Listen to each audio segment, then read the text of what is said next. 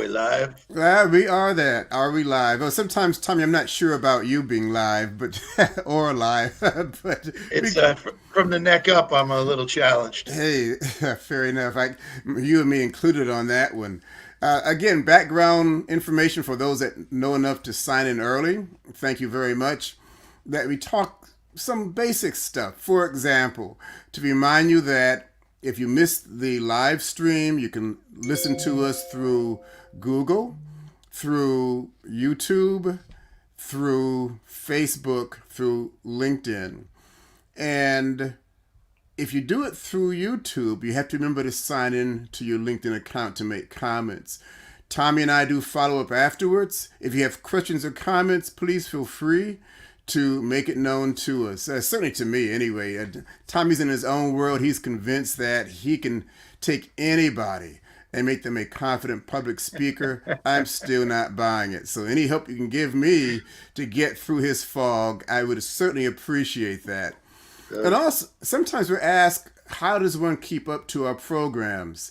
And on each video, there's a little linked icon on the bottom right-hand side. So if you click that to subscribe, you will have knowledge of our upcoming events. And there's a little bell that not on the video itself, but below that in the comments section. You click that, you'll get notification. So remember to do that also. So Tommy, again, how are you doing? Oh, I'm good after that beautiful introduction. Fair enough. Well, actually, I have to say, audience, Tommy finally gave me something I can work with that made Wow. sense. That he basically, I have to read this to make sure I got it right. He says, the secret of being heard. Something I might be paraphrasing, and he made that in one of his comments. And it was clear to me, I just have to shout. What's exotic about that? So I'm intrigued to see how Tommy's going to address this, to me, obvious effort here to be heard. For the guy you knock all the time, boy, you got a lot of questions of me. I'll tell you that, man. Well, you tear me down just to build me up, don't you? Well, I don't know if to build you upside of it. I'm trying to figure it out. I didn't even talk about it. Yeah. Listen, everybody in my world has tried to figure me out. Stop. Okay, and even Cameron, he's intrigued by the upcoming spar session we got going here. So, Tommy, Yeah. give it your best shot. If you would just do me a favor, ask Cameron why he said go Joe first when Tommy does all the heavy lifting. Well, I think I think it speaks for itself, actually. So Yeah. let's not change the subject here. So I'm gonna turn it around on you. When you're in a room full of people, who's the only person that needs to hear you? If my wife is in the room, my wife. Well, one good way to look at it. Very important, by the way. Even though she probably turns a deaf ear more often than not. Pretty much. That's why I have to shout sometimes. Don't you hear me? Well, I always look at it this way. When you're testing to see if people can hear you, it's the person in the last row, right? If you could reach and the person in the last row can hear you, that means everybody in front of them can hear as well. So you shoot, you test, you talk to the person in the last row. If you've got a big auditorium, you have somebody who's with you or somebody who brought you in to stand in the back row, present to them so they can hear you. One of the challenges I hear a lot when I'm doing public speaking training is I have a low voice, and that's okay. And people will say, well, how are people going to hear me? And my response is always the same: get a microphone. It's no big secret. If you're in a room that's too big for your voice, then you need to amplify yourself. So get a microphone, use a microphone. I never travel anywhere without a microphone. I have a microphone and a whole sound system in the trunk of my car. Everywhere I go. Oh, I'll never go in. You know, my voice is my number one tool. Right. And if I mess that up by straining it, and then I have another presentation a couple days later, I'm going in with a strained voice. It doesn't help anyone. So having a sound system available to you, make sure you have one going in. Make sure that the people who hire you or bring you in have one, because it's very straining to constantly use your voice. But if it is your tool, make sure you take care of it. Well, I hear that. And I'm going to bring another aspect into this talk that our last conversation we had some disagreement. That's a Oh laughable boy. issue Oh boy. over the action of public speaking. You are Yeah. a traditionalist that you're in a room Hmm. with people on a stage or not, but a lot of public speaking I define now is through Zoom format. Yeah. So I certainly don't have to shout, I would think, with No. my screen right in front of me. Yeah. So do you use a microphone for your Zoom calls also, or connections? That's funny. To if you're going to record and it's going to be clear as possible, yeah, I use a lapel mic. You can put a mic into your system and it makes your voice clearer, Mm-hmm. not so much louder, but clearer. Some of the built-in mics on your computer aren't as good as the ones that you can plug in. So it's a good suggestion if you're going to be recording. But if you just need to be heard, usually the mic in the computer will work just fine. And just remember to unmute yourself so people aren't saying, "You're on mute, you're muted." But I have to admit, in all fairness, what Zoom has added to my life is I've learned to lip read because people will start Wow. without putting the mute button off. So I'm getting better at that. That's Uh, funny. That's interesting. You probably could get great success at that. Fair enough. Now, you also talk about recording. Every now and then, audience, Tommy will begin to make sense to me, Cheers to what I'm that. hearing. But then what I deliberately do is I watch to make sure that his lips are in sync with what I'm hearing, because I'm convinced somebody else is doing the recording version and he's just moving his mouth to keep up to the actual reasonable words that I'm hearing. Yes. If you look real close, you'll see somebody's arm is up my back. I'm I'm actually somebody's working the strings right now, so we're good. Fair enough. Consider me Joe's puppet. Thank you. So anyway, that being said, no, Thanks, actually, Cameron. to say this again, folks, the way for those who are new to this program, it's really a matter of the position that Tommy takes is that anybody can be a public confident speaker. And sometimes I even ask him, why is that important? And in fact, I think I'll do that when I'm finishing my dialogue here. And again, as I tell people, come summertime, what happens is the first day the pool opens up, you get guys and girls at the deep end saying, "Cannonball!" as they curl up off the high end and they go splashing everybody in the environment. Well, I'm on the 3 foot end with the 6-year-olds doing a toe dip. And Yes. it takes me 2.5 hours to work my way in. So this issue of public speaking confidence, I still say, which comes first, the chicken or the egg? So I'm not getting it. So let me ask Yeah. you first off, why is it important to have confident public speaking skills? You know what? The word that comes to mind, and we should always use it, and no matter what business you're in, the word effective. So if you're going to give a presentation, it's not just about delivering a presentation. If you insert the word effective in there, it'll change your mindset. Delivering an effective presentation, it has an effect on other people. You know, makes them better, gives them more, makes things different. So the thing to remember is the reason you get good at public speaking is so you're able to give an effective presentation. There are many people who give presentations, but how effective are they at getting their point across? Are they motivating someone? Are they inspiring them? Are they educating them? Are they informing them? So the importance is to certainly sit down, become effective. That's what I would say more than anything, not to become a great public speaker. Some people will never listen. There's never going to be another Zig Ziglar, right? Mm-hmm. You know, a Tony Robbins, the presence that they have. You know, don't shoot for being who they are. Shoot for what they do. So, you know, start to mimic their actions. How do they get their point across? How do they use their gestures? How much humor do they put in? Yeah, so that's what makes it effective is the skills and talents you learn and you develop to make you effective. Now, you use that word effective at least 3 or 4 times. What do Yeah. you consider effective? Again, the secret of being heard, I think that was the title of this particular conversation here. And as I said a few moments before, if my wife wants to be heard, she raises her voice.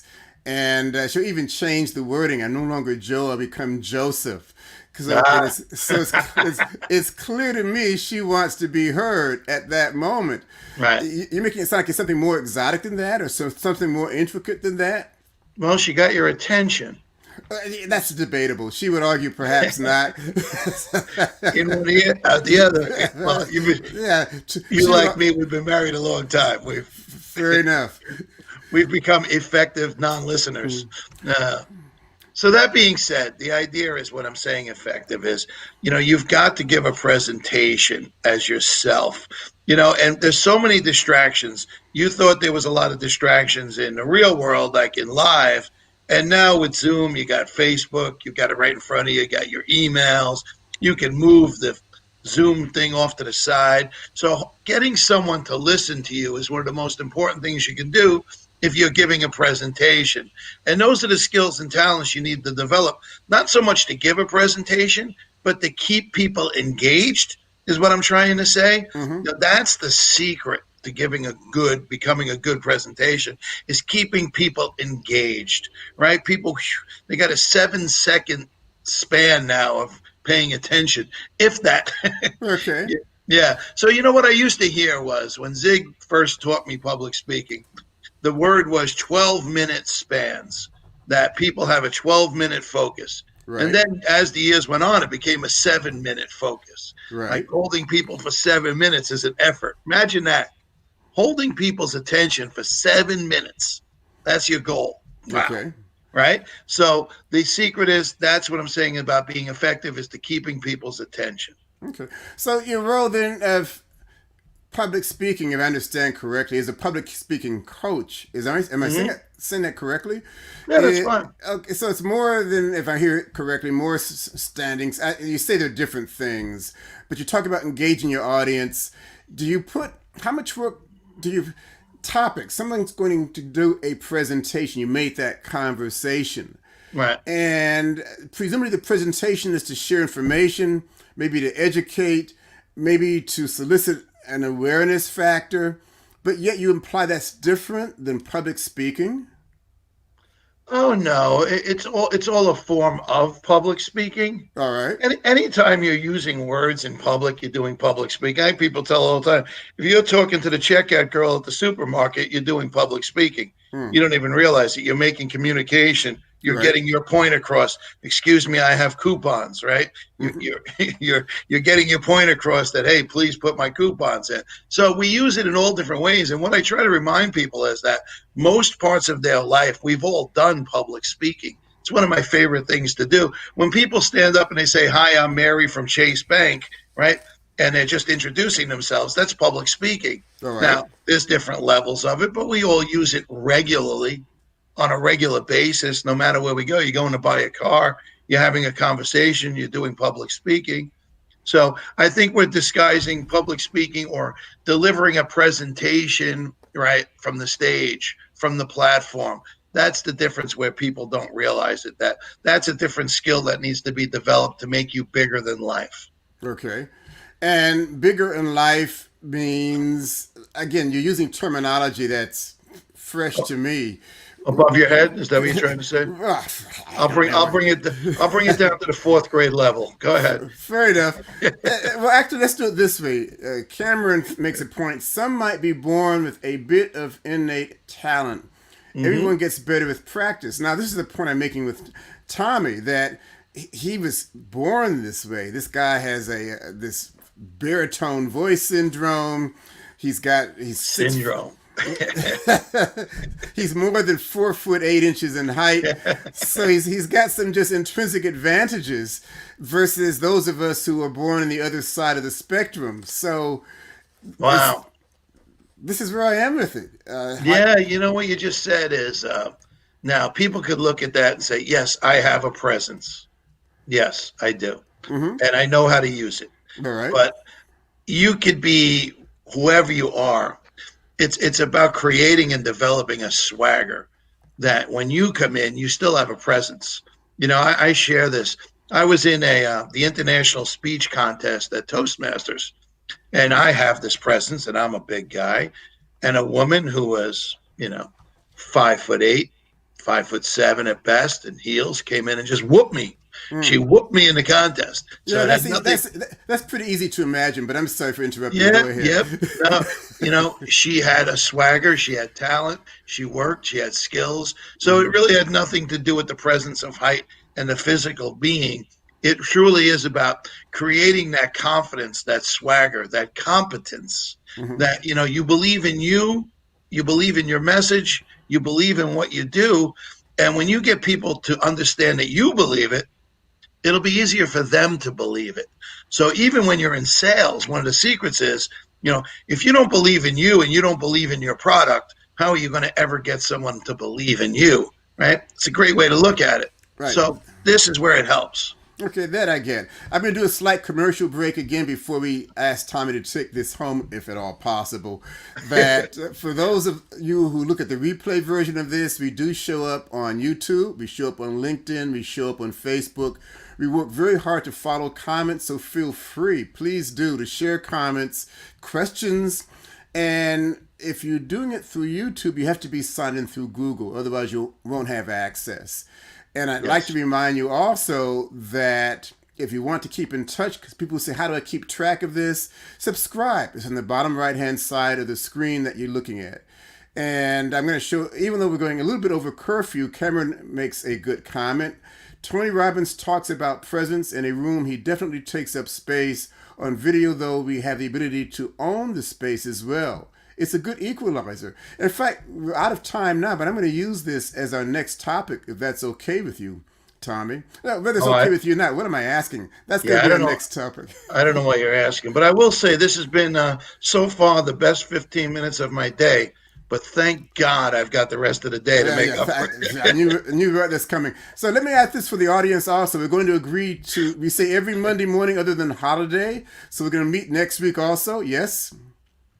I'm with you. Okay, that sounds good to me. So any final comments you'd like to share? Yeah, no, I'm good. I think we over-delivered today, to tell you. Well, one of us did. Fair enough. Thank you, Cameron, for your involvement, your participation, your comments, and you will be the topic for next Monday. Your last comment. Tommy, Nice. have a good holiday, and we'll talk again next Monday anyway. You too. Merry Christmas, man. Thank you. Same to you. Take care. Bye. All right, I'll see you later. Enjoy the day, Joe. Okay, thanks. Good seeing you.